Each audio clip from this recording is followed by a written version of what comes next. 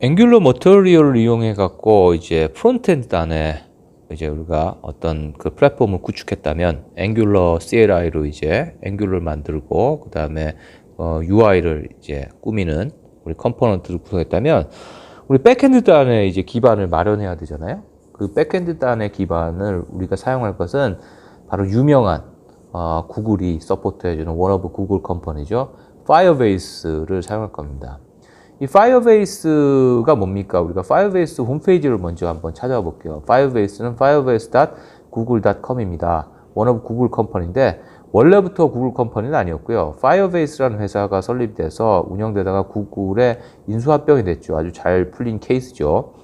파이어베이스를 함축적으로 뭐라고 얘기합니까? Firebase help mobile and web app team succeed를 한다라고 나오죠. 그러니까 결국 파이어베이스는 모바일과 웹앱을 만드는 데 있어서 아주 중요한 플랫폼이죠.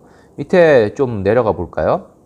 그 앱을 굉장히 빠르고 그 다음에 인프라스트럭처 걱정 없이 만들어 주는 거죠. 우리가 SaaS라고 하죠. 소프트웨어 as a 서비스 플랫폼이죠. 그 다음에 구글이 서포트 해준다라고 나오죠. 이러면서 이제 파이어베이스가 굉장히 좀 확장을 했는데 사실 저는 파이어베이스가 맨 처음에 생겼을 때부터 이 파이어베이스 썼었어요. 그리고 이제 구글에 이제 아주 굉장히 훌륭한 개념이다. 그 다음에 굉장히 편하다라는 걸 갖고 프로타이핑도 굉장히 빨리 했고요. 그 전에 제가 그 호스팅을 해갖고 거기다가 아파치 서버를 마련하고 리눅스를 설치하고 그 위에 아파치를 만들고 그 다음에 스프링을 올려갖고 썼던 것들을 이 파이어베이스가 다 해결해 줬어요. 심지어는 뭐 로드 밸런싱까지 해결하니까 굉장히 좋았죠. 그다음에 원 플랫폼으로 이제 여러 가지 프로덕트를 만들 수 있는 뭐 제가 안드로이드든 아니면은 iOS의 앱이든 그 다음에 또 우리가 아이오닉이든 앵귤러든 여러 가지를 지원해 줬어요.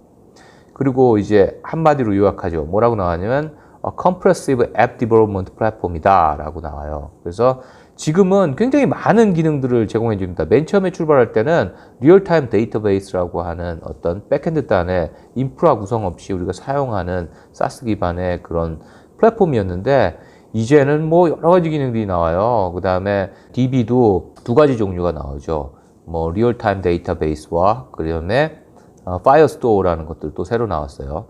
그리고 뭐 클라우드 베이스의 파이어스토어 이번에 새로 나온 거랑 그 다음에 머신러닝 킷도 있고 그 다음에 스토어드 프로시저처럼 클라우드 베이스에서 돌아가는 펑션, 클라우드 펑션들이 있고 인증 이것이 또 예술이죠. 우리가 직접 할 건데 우리가 로그인하는 데 있어서 이메일 인증이라든지 구글, 그다음에 페이스북, 깃허브 같은 오스를 다 지원해줘요. 심지어는 폰 넘버까지요. 호스팅 해갖고 이젠 더 이상 웹 호스팅을 할 필요가 없어요. 저도 제 홈페이지를 파이어베이스 호스팅을 사용하고 있습니다.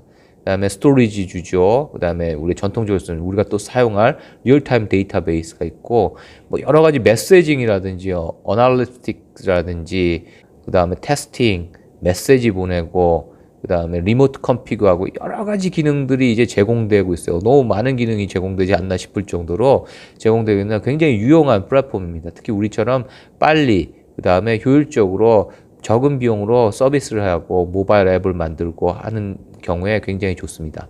자, 그러면 잠깐 우리가 위키피디아에 있는 히스토리를 보면 여기도 나오죠. 2011년에 만들어졌어요. 파이어베이스라는 회사를 만들어서 제가 이제 사용했던 건 한 2013년 정도에 사용해서 실을 프로토타입으로 만들었는데 그때 2014년에 구글에서 인수를 하더라고요. 이렇게 편리한 서비스들 사실은 우리가 여러 가지 서비스들이 있는데 여러분들 아시는지 모르겠는데 이 파이어베이스라는 건 이게 사실 전투 용어예요.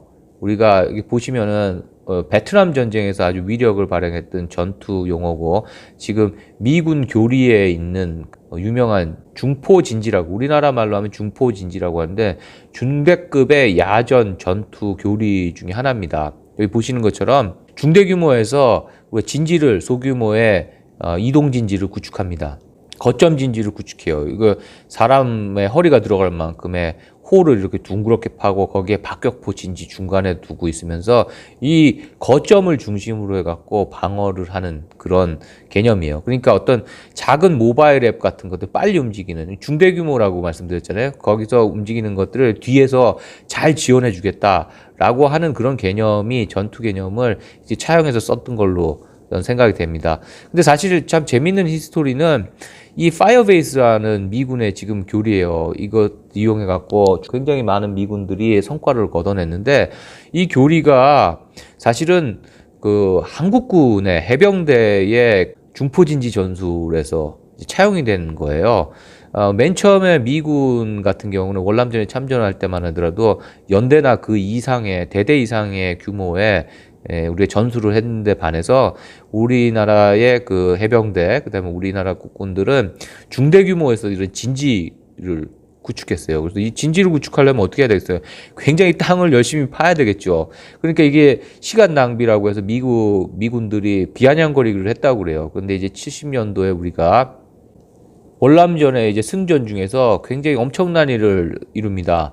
바로 짜빈동 전투라고 우리나라와 이제 세계 전사의 이제 남을 전투인데 우리나라 해병대의 맹호부대 해병대의 1개 중대 한 100명 정도가 되죠. 100명 정도가 이 견고한 파이어베이스를 구축해 갖고 거기서 적의 그러니까 연대 규모 한 1,500명 정도를 격파하는 이 놀라운 성과를 내죠. 그러면서 이제 그 미군도 이 성과를 차용해서 앞으로는 자기네 교범에다가 이제 그 야전 교범 그러니까 필드 매뉴얼 우리가 흔히 얘기하는 FM이라고 하잖아요. 근데 FM에 이거를 차용해서 쓴 그런 아주 유명한 일화가 있죠. 그 다음에 이걸 갖고 아프간 전투라든지 여러 군데 사용했다고 그래요.